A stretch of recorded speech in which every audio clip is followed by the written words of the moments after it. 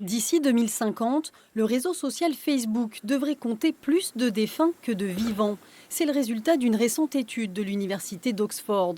Comment organiser son héritage numérique? Une question très délicate pour tout le monde.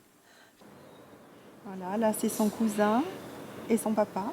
Marie-Thérèse Sanchez a perdu son fils Julien il y a 1 an et demi. Et pour elle, conserver sa page Facebook fait partie du processus de deuil. Quand on a mis ce petit texte disant qu'on allait fermer son profil, on a eu beaucoup de témoignages d'amitié, beaucoup d'anecdotes, beaucoup d'amour dans ces textes-là. Ça nous a énormément touchés et on a décidé finalement quelques jours après de ne pas fermer son profil Facebook. Pour d'autres, supprimer les données numériques d'un proche disparu est une évidence, car après la mort, toutes nos données restent disponibles et peuvent être vendues commercialement.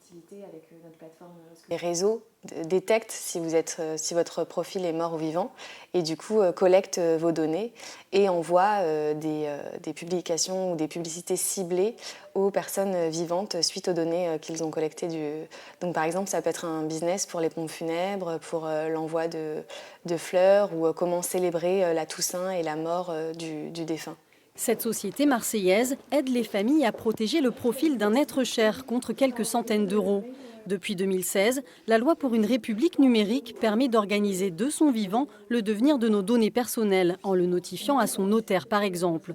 On peut aussi désigner un légataire qui décidera lui du sort de ces précieux data.